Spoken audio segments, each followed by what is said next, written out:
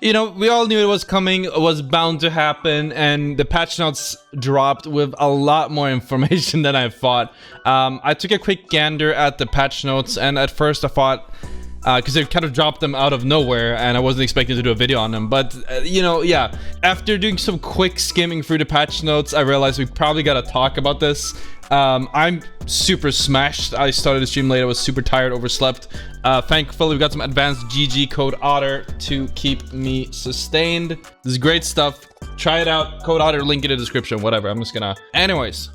Things we expected were changes to the tap strafe, some QOL stuff, but there's some pretty significant nerfs and meta changes, or possible meta changes that are coming here. Let's start off with the trailer here. Because I was watching this and we saw some really Monka-esque stuff. So this is... They also released the patch notes at the same time. So let's just watch this.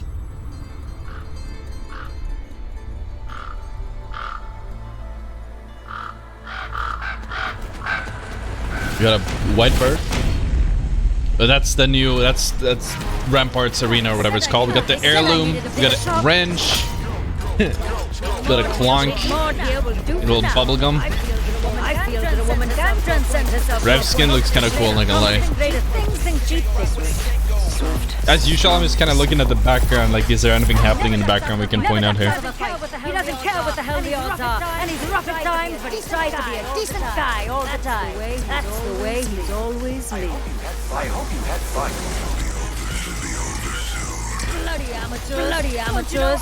Don't you know I'm a bloody So this is kind of what I saw that kind of... There it is. This is the big one, chat. This is probably the biggest thing they're showing in the collection event trailer. And I think it kind of got glossed over. It was sort of a background thing, and it's right here. In this corner right here, we can see our beautiful Rampart. I don't know why she's shooting up. She's shooting some type of target for some reason. That's irrelevant. What is important is what she is holding. That is right. That is a Sheila. We'll look into the specifics of what this means with her holding the Sheila in the patch notes in a little bit. But I just gotta say, this is not good. The first thing that came to mind is Rampart gonna be able to jump pad, like Rev Octane Sheila, like jump pad into them? And to answer that question, Rampart style. yes. It's fun to say Rampart. Yeah, we're gonna be seeing a lot of Rampart. Oh, what was this? So much blood, so much. Oh, this is like a trailer thing. That's probably some lore thing. I don't care about that. But the point is, Rampart's gonna be able to pick up Sheila. She can take jump pads with this, which means that Rev, Octane, and Rampart might actually be really meta. Not only in competitive, but also in pubs. It's gonna be the plague coming to the game. But obviously, as with most things, we want to see numbers. Thankfully, Respawn this time around actually released the numbers for this stuff. So we're gonna be looking, just jumping straight into that. Let's see what they are saying in the patch notes and see what they say. So here's a picture of a takeover. Big mod. This is they didn't really show it on the map. I assume they're just taking out all of the lava city. Oh, and it's a Rampart takeover. You get modded weapons at special discounts. That's what that was. I reacted. So this is her. I kind of like the animation. You got like a bubblegum in the wrench. Like, this is such a Rampart invention, isn't it? It kind of looks cool. I want to say it looks really cool. Really bit of a, what's that? Pez dispenser, you know, feel to it. A Pez dispenser you can kill people with. We're actually talking about this on stream the other day, and we were joking about it having something to do with bubblegum, and here we go. So that's funny. We got a kind of cool looking wingman skin. I feel like just going off of this picture, we might actually be seeing some really cool iron sights, but we'll have to wait and see. We got bundles, so I don't care about that. We got some of the skins. The Pathfinder looks kind of dope. I like the Fuse skin. The Wraith one looks really nice, I think. Thing with Pathfinder, he looks skinnier, doesn't he? In that skin. I think that, like, he doesn't really look like a Pathfinder anymore. It looks like a weird androidish kind of deal. Anyways, let's get into the balance changes, the meat of the patch. Like I said, I wasn't expecting this to actually be that huge for balance in the game. I was thinking 10.1 was just gonna be like, oh, remove tab strafing and adding like an event or something, but this is turning out to be kind of a big deal. So we're just gonna go straight into it. We're gonna do it from point by point, and I'll give you guys my thoughts. So Rampart, Sheila has gone mobile. Rampart will now be able to run around with Sheila out and shoot while walking. Spin up is longer. She only gets 1 magazine in this mode, so that's good. She can't continually use it. I don't think she would, but yeah. Once Sheila is out, you can put it away, pull it back until you run out of ammo or hit the cooldown time. At any point, you can still place Sheila down for your teammates to use. Once placed, it has infinite reloads and acts like the previous version, but you cannot pick it up back up. So you can pick it up, put it down, reposition yourself. So there's some benefit in that, but there's not really. Say here they want it to be more reactive and push for a team. And yeah, I can obviously say what I said in the trailer. This means that Rev, Octane, Rampart will be meta. You can do. I'm seeing in my right now in my little mind's eye. We're gonna see Ramparts jumping in with jump pad or whatever, holding the Sheila, spraying down with this insane damage it has. This thing's probably the highest damage per second in the game by far. And they're not. Yeah, the spin up is longer, but you're just gonna spin it up on the way in, so it's not really gonna matter. And then she can just put the Sheila. She can put up her covers, put Sheila down on a new position that you pushed, and now you have a new base. So Rampart is really valuable now. I don't know if she would become competitive, like in pro play because of this, but she has a lot more strength in ranked, low tier, like weird lobbies. Sorry, like low tier ranked competitive lobbies, or maybe even in pubs. God forbid we see more of this in pubs though. It's not gonna be fun. VFX added to increase visibility when a totem is placed nearby. Super good change. So now like you got like the big ring coming out of the Loba ult. We're gonna get that for Revenant. Octane, I also received a nerf. The horizontal distance has been reduced by 10 to 15%, so the range isn't as good. And the rate of the stim regen has also been nerfed. So this is good. Rev Octane is seeing a little bit of a nerf, probably because they're also seeing the combination of Ramparts and Octane and Revenant in one team. Like, it's gonna be awful to deal with. Bokek had a buff. Draw speed reduced, arrows per brick increased, arrows per inventory stack increased from 28 to 16. 32. I didn't know it was called a brick when it's like a stack of them. That's cool. Hemlock reduced hipfire spread, hipfire resets faster. So they're saying that they're bringing it back with the hipfire. We obviously don't have numbers, but they're saying it's not going to be as bad as the old hipfire Hemlock, which was basically Prowler level, but maybe we'll see a little bit more use for it. I really hated handling the Hemlock, so I think this is a good change. We'll see how it plays out. Try it out when it drops, especially with an addition of the boosted loader, which we had recently added to the game. Shadow caps has been buffed for the Bokek. That's good because they were useless. Same for the 30-30 repeater. Doesn't really matter. We'll see when it comes in the game. This is a really big one. L-Star is getting a nerf. Absolutely needed. This gun was a plague to society. We were at the point where you kind of had to run an L-Star or a Rampage if you wanted to have any chance in mid to late game. And if you had it early game, you basically had to kill everyone. So we're going to be seeing the cool-off time has been increased. Overheat lens replacement time slightly increased. So like you do a little thing with the thing when you overheat it.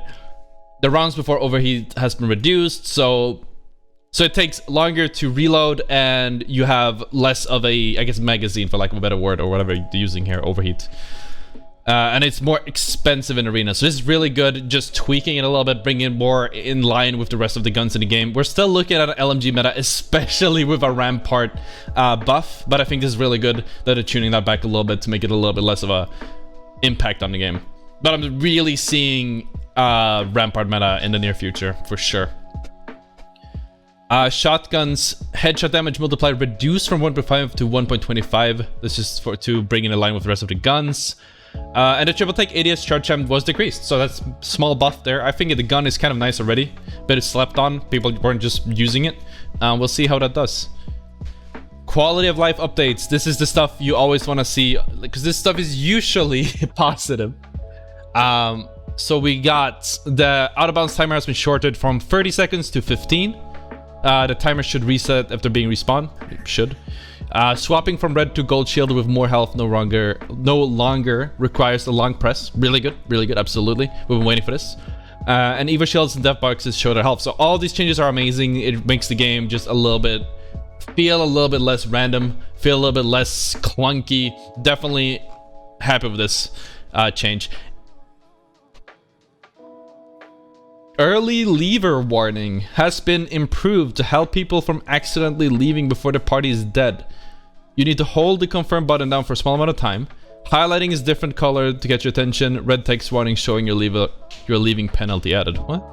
Well, this is yeah, well, this is ranked, right? Approximate delay. That's cool. I'm assuming this is ranked. I don't think this is for pubs. Someone told me, they're adding that, but I'm pretty sure this is for ranked. If it's for pubs, I'm gonna be scratching my head on that one. But yeah, no, absolutely for ranked. This is really good. I've actually had a few times where I thought the whole team was dead. I leave to save time, and someone ended up having like a gold shield or something, and I get hit with a lever penalty because it's not clear. It looks the same as if you just lived a normal game. So that's a really good change. So we got some UI changes. Motherload Ultimate will no longer highlight enemies far below the ring. This is not getting enough attention. It's kind of a big deal. I had a lot of times where Fuse would shoot his ring or shoot his Motherload on top of a roof, and then I would be highlighted being inside of the building. I assume that that's no longer going to happen. We're just going to have to wait and see how that plays out. They increased hitbox for the Exhibit Ultimate. That's good because it was really weird. Some more Loba fixes. It's like every time it's always the same. They made Bangalore talk less about stuff. That's cool. Always a good change. Less Bangalore splaining. Watson fixed a bug where Watson would start matches with 4 defenses. So they nerfed Watson again? How do you even start matches with 4 defenses? That's such a weird bug, honestly. We got some more small fixes. None that really... Fix for reactive skins, precision, caliber, attention to detail where part of the skins appeared stuck in place when shooting. Let's go! I've been waiting for this for the longest time. It's my favorite wingman skin. So I'm really happy to see that. Just look at that clip here. Look how it used to look. That's actually really cool. Sometimes you just gotta make a short and it will blow up and they will see it. It's not that many people that are using the wingman, let alone that skin, so it's really cool to see that they actually did change it. Thank you, Respawn. PC only, you'll no longer be able to bind forward movement to the mouse wheel on PC. This previously enabled accelerated movement known as tap strafing. See the dev note below for more context. All right, okay, we'll go into this into more details. This is kind of the big one about this patch, but I'm curious to see what else they're gonna say. But by just not allowing you to bind the forward movement to a mouse wheel, that means you can still tap strafe with manually by Wing, or that means that you can just use a macro and still tap strafe with no issue. So we'll see what he has to say here. And I think this is just a copy of his tweet longer, but I'm gonna read through this anyways. So you guys who haven't actually read the tweet longer. Earlier this week, we announced our intention to remove tap strafing, a decision that was met with surprise by many movement enthusiasts. So tap strafing is a term associated with different sorts of movements depending on who you ask. Internally, we generally use it to describe what many associate with scroll wheel strafing. To be more explicit, this change targets multiple rapid directional commands after jumping. Movement should feel unchanged for controllers and for mouse and keyboard. Players who haven't heard of the term tap strafe until this week, thanks to the work of a couple of our engineers, this is now easily tunable on the fly, and we have the ability to iterate on or even revert it completely without a client update. That's really cool. If it ends up sucking, I guess. Our goal is to remove some of the sharpness in momentum observation around 90 plus angles. That's what I'm thinking of when I use the term tap strafe throughout this post. Things like wall bounce redirects back onto the same wall should feel unchanged, but movement afforded by scroll wheel strafing will be removed. So this part here is talking about something called lurching, which is a grandfathered in movement technique. And people were afraid if lurching would change, this would affect the game as a whole, but we're not getting that, so that's fine. Or it's a good thing they're not doing that because that would probably kill the game. Since tap strafing is a unique mouse and keyboard mechanic, many platforms have asked about our approach to controller-specific systems like aim assist. Okay. As Apex and its players evolve, it's only prudent for us to continue to evaluate whether or not aim assist needs adjustments. When top-level controller players say they would be alright with nerfing aim assist, we definitely take note. Players should not feel forced to use a specific input type to stay competitive. Yeah, no, for sure. This is basically the tweet long. There's some changes I feel, but when people say, gee dang it, Respawn's balancing decisions cater to controller players, the best answer I have is, when it comes to accessibility, we often must consider controller players given the constraints compared to mouse and keyboard, but accessibility isn't the same as balance design, and it's a strawman argument to treat it as such. My brain's too small, I don't understand JBeebs. This is why we believe tap strafing exists solely as a design problem, even in a mouse and keyboard only Apex world or a scenario where controller, mouse and keyboard could tap strafe just the same. We don't believe it would be a healthy change with the freedom it currently allows for the three main reasons. The first issue is highly inaccessible. By inaccessible, we mean that it's an opaque technique that is practically impossible to learn organically, and the most egregious example require a strange keybind.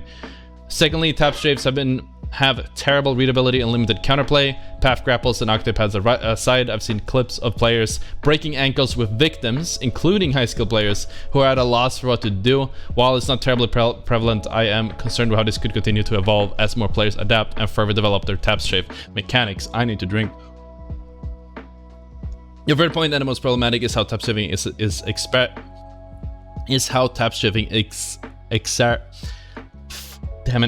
exacerbated by movement abilities. I can bite at a tap strafe at normal velocity and a gunfight occurs infrequently and is relatively mild enough to not immediately kill with fire, but path grappling past and tap strafing back onto your face with a massive or rocking cranking 90s while maintaining ridiculous movement speed both bring up greater gameplay concerns. I see that. I definitely see that.